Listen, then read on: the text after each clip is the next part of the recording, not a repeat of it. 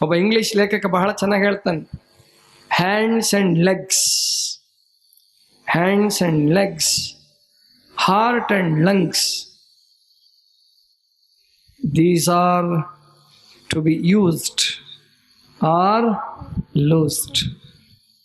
ಅಂದರೆ ಇವುಗಳನ್ನ ನೀನು ಉಪಯೋಗಿಸ್ಬೇಕು, ಇವು ಉಪಯೋಗ ಆಗಬೇಕು. ಕೈ ಮತ್ತು ಕಾಲು ಯೂಸ್ ಆರ್ ಲೂಸ್. ಅಂದರೆ ನೀನು ಉಪಯೋಗಿಸದೆ ಹೋದ್ರೆ ಇವನು ಕಳ್ಕೊಂತೀಯ, ಅಂದರೆ ಶಕ್ತಿ ಕಳ್ಕೊಂತವೆ, ಇವು ನೋವು ಜಾಸ್ತಿ ಆಗ್ತವೆ, ಉಪಯೋಗಕ್ಕೆ ಬರೋದಿಲ್ಲ. ಹೃದಯನೂ ಅಷ್ಟೇ. ಆರೋಗ್ಯ ಶಾಸ್ತ್ರಜ್ಞರು ಹೇಳ್ತಾರೆ ಆಯುರ್ವೇದದಲ್ಲಿ, ನಮ್ಮ ಹೃದಯಕ್ಕೆ ಶ್ವಾಸಕೋಶಕ್ಕೆ ಪರಮಾತ್ಮ ಎಷ್ಟು ಶಕ್ತಿ ಕೊಟ್ಟಿದ್ದಾನೆ ಅಂದರೆ, ಪ್ರಕೃತಿ ಎಷ್ಟು ಶಕ್ತಿ ಕೊಟ್ಟಿದೆ ಅಂದರೆ ನಮ್ಮ ಹೃದಯಕ್ಕೆ ಮತ್ತು ಶ್ವಾಸಕೋಶಕ್ಕೆ 300 ವರ್ಷ ಬದುಕುವಷ್ಟು ಶಕ್ತಿ ಕೊಟ್ಟಿದೆ. ಒಬ್ಬ ಮನುಷ್ಯನಿಗೆ 300 ವರ್ಷ ಕೆಲಸ ಮಾಡುವಷ್ಟು ಹೃದಯಕ್ಕೆ ಸಾಮರ್ಥ್ಯ ಇದೆ. ಆದರೆ ಅದನ್ನು ಸರಿಯಾಗಿ ಬಳಸಲ್ಲ, ಅದಕ್ಕೆ ವ್ಯಾಯಾಮ ಮಾಡಿಸಲ್ಲ, ಅದಕ್ಕೆ ಉಸಿರಾಟ ಸರಿಯಾಗಿ ಸಪ್ಲೈ ಆಗಲ್ಲ, ಗಾಳಿ ಸರಿಯಾಗಿ ಸಪ್ಲೈ ಆಗಲ್ಲ. ಬಹಳಷ್ಟು ಜನ ಶ್ವಾಸಕೋಶವನ್ನು ಬರೀ ಕಾಲು ಭಾಗ ಅಷ್ಟೇ ಬಳಸ್ತಾರೆ, ಇನ್ನು ಮುಕ್ಕಾಲು ಭಾಗ ಎಲ್ಲವೂ ಕಫ ತುಂಬಿಕೊಂಡಿರ್ತವೆ. ಅದಕ್ಕೆ ಹೃದಯವನ್ನು, ಶ್ವಾಸಕೋಶವನ್ನು ಸರಿಯಾಗಿ ಬಳಸಿ, ಕೈ ಮತ್ತು ಕಾಲನ್ನು ಸರಿಯಾಗಿ ಬಳಸಿ ಆರೋಗ್ಯವಾಗಿರ್ತೀರಿ. ಸಮದೋಷ ಸಮಾಗ್ನಿಶ್ಚ, ಪಂಚ ಅಗ್ನಿಗಳಿದ್ದಾವೆ. ಹಸಿವು ಕೂಡ ಒಂದು ಅಗ್ನಿ, ಕಾಮವು ಕೂಡ ಒಂದು ಅಗ್ನಿ, ಕ್ರೋಧವು ಅಗ್ನಿ, ಚಿಂತೆಯೂ ಕೂಡ ಒಂದು ಅಗ್ನಿ. ಈ ಅಗ್ನಿಯನ್ನು ಸರಿಯಾಗಿ ಬಳಸ್ಕೋಬೇಕು, ಸಮವಾಗಿರ್ಬೇಕು. ಸಮದೋಷ ಸಮಾಗ್ನಿಶ್ಚ ಸಮಧಾತು ಮಲಕ್ರಿಯಾ. ಸಪ್ತ ಧಾತುಗಳು ಅಂತಿದ್ದಾವೆ. ಧಾತು ಅಂದ್ರೆ ಮೂಲ ವಸ್ತುಗಳು ಅಂತ. ಈ ಶರೀರ ಕೆಲಸ ಮಾಡಲಿಕ್ಕೆ, ಈ ಶರೀರ ರಚನೆ ಆಗಲಿಕ್ಕೆ 7 ಮೂಲ ವಸ್ತುಗಳನ್ನು ಗುರುತಿಸಿದ್ದಾರೆ ನಮ್ಮ ಆಯುರ್ವೇದದಲ್ಲಿ. ಹೇಳ್ಬೋದಾ ಯಾರಾದರೂ? 7 ಮೂಲ ವಸ್ತುಗಳು. ಅದಕ್ಕೆ ನಾನು ಹೇಳಿದೆ, ಗಣಿತದ ಕ್ಲಾಸ್ ಇದ್ದಂಗೆ ಇರ್ತದೆ, ಚಿಂತೆ ಮಾಡಬೇಡಿ, ಸುಮ್ಮನೆ ಕೇಳಿಸ್ಕೊಳ್ಳಿ. ಮೊದಲನೇದು ರಸ. ಮೊದಲನೇದು ಯಾವುದು? ರಸ. ಅಂದರೆ ಪಿತ್ತರಸ, ಜಠರ ರಸ, ಆಯ್ತಾ, ಪ್ಯಾನ್ಕ್ರಿಯಾಸಿಂದ ಬರುವಂಥ ಮೇದೋಜೀರಕ ರಸ, ಇಂಥ ಅನೇಕ ರಸಗಳಿದಾವೆ ಶರೀರದಲ್ಲಿ. ಲಾಲಾರಸ, ಇದೆಲ್ಲ ಮೊದಲನೇ ಧಾತು, ರಸ. ಎರಡನೇದು ರಕ್ತ. ನಾವು ಇವತ್ತು ತಿಂದಂಥ ಆಹಾರ ರಕ್ತ ಆಗಬೇಕಾದ್ರೆ 14 ದಿನಗಳು ಬೇಕು ಅಂತ ಹೇಳ್ತಾರೆ. ಮೊದಲನೇದು ರಸ, ಎರಡನೇದು ರಕ್ತ, ಮೂರನೇದು ಮಾಂಸ. ಮೂರನೇದು ಮಾಂಸ, ರಸ, ರಕ್ತ, ಮಾಂಸ. ನಾಲ್ಕನೇದು ಮೇಧಸ್ಸು.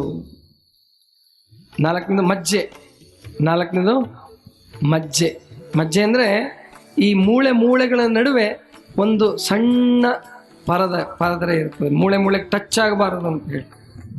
ಈ ನೀವು ಈ ಏನು ಮಂಡಿ ನೋವು ಅಂತಿರಲ್ಲ, ಆ ಮಂಡಿ ನೋವಿನಲ್ಲಿ ಏನಾಗುತ್ತೆ ಅಂದರೆ ಡಾಕ್ಟರ್ ಹತ್ರ ಹೋಗ್ತ ಕೂಡಲೇ ಸೌತ ಬಂದಿದೆ ಅಂತ ಹೇಳ್ಬಿಡ್ತಾರೆ ಅವರು.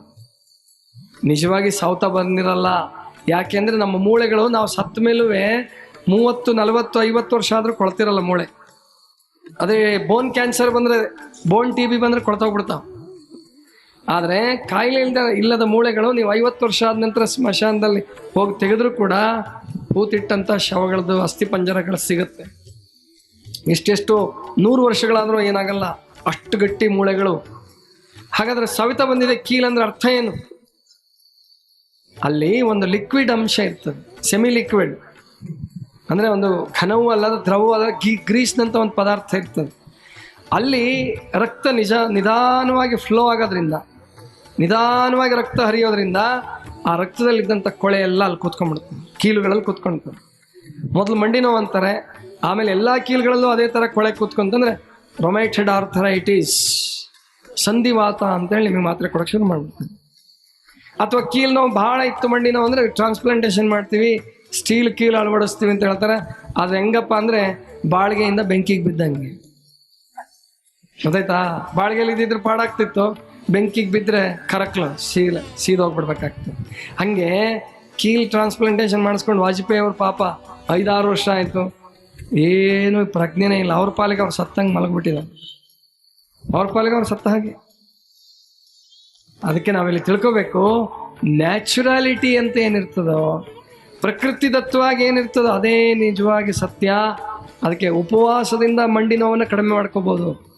ಮ್ಯಾನೇಜ್ ಮಾಡ್ಬೋದು. ಆಪ್ರೇಷನ್ ಇಲ್ದಂಗೆ ಒಂದು 3-4 ಲಕ್ಷ ರೂಪಾಯಿ 5 ಲಕ್ಷ ರೂಪಾಯಿ ದುಡ್ಡು ಉಳಿಸ್ಬೋದು. ಆಮೇಲೆ 3 ತಿಂಗಳಗಟ್ಲೆ ಬೆಡ್ ಮೇಲೆ ಮಲ್ಕೊಳ್ಳೋದು ತಪ್ಪಿಸ್ಕೋಬೋದು. ಈಗ ನೀವು ಯಾರಿಗೆ ಮಂಡಿ ನೋವು ಬಂದಿಲ್ಲ ಈಗಿನಿಂದನೇ ಎಚ್ಚರಿಕೆ ತಗೊಂಡ್ರೆ ಮುಂದೆ ಮಂಡಿ ನೋವು ಬರಲಾರ್ದಂಗೂ ನೀವು ಬದುಕ್ಬೋದು.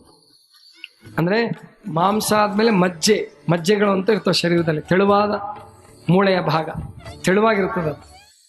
ಆಮೇಲೆ ಮಜ್ಜೆ ಆದಮೇಲೆ ಅಸ್ಥಿ ಅಥವಾ ಮೇಧಸ್ಸು ಅಂತ ಇಟ್ಕೊಳ್ಳೋಣ. ಮೇಧಸ್ಸು ಅಂದರೆ ಫ್ಯಾಟ್, ಕೊಬ್ಬು. 5 ಆಯ್ತಲ್ಲ, ಏನು ರಸ, ರಕ್ತ, ಮಾಂಸ, ಮಜ್ಜೆ, ಆಮೇಲೆ ಮೇಧಸ್ಸು, ಆಮೇಲೆ ಅಸ್ಥಿ. ಅಸ್ಥಿ ಅಂದರೆ ಮೂಳೆ. ಅಸ್ಥಿ ಅಂದರೆ ಅದೇ ಅಸ್ಥಿ ಪಂಜರ ಅಂತ ಹೇಳ್ತಾರಲ್ಲ, ಮೂಳೆಯ ಪಂಜರ. ಮೂಳೆಗಳು 210 ಮೂಳೆಗಳಿರ್ತಾವೆ ಮನುಷ್ಯನಲ್ಲಿ. 210 ಮೂಳೆಗಳಿರ್ತವೆ, ತಲೆಬುರುಡೆಗಳೆಲ್ಲ ಸೇರಿದ್ರೆ. ಆಮೇಲೆ ಕೊನೆಯದಾಗಿ ವೀರ್ಯ. ಅಸ್ಥಿ ಆದಮೇಲೆ ಕೊನೆಯದಾಗಿ ವೀರ್ಯ ಅಂದರೆ ಸಪ್ತಧಾತುಗಳು. ಇವುಗಳು ಸಮವಾಗಿರ್ಬೇಕು. ಅತಿಯಾಗಿ ವೀರ್ಯ ಉತ್ಪತ್ತಿ ಆಯಿತು, ಅವನಿಗೆ ವಿಕಾರ ಜಾಸ್ತಿ ಆಗುತ್ತೆ, ಅವನ ವೀರ್ಯದಲ್ಲಿ ದೌರ್ಬಲ್ಯತೆ ಇರ್ತದೆ, ಕುಸಂಸ್ಕಾರಗಳಿರ್ತದೆ. ಅಂಥವನೇ ಅತ್ಯಾಚಾರಿ ಆಗ್ತಾನೆ, ಅನಾಚಾರಿ ಆಗ್ತಾನೆ, ವ್ಯಭಿಚಾರಿ ಆಗ್ತಾನೆ.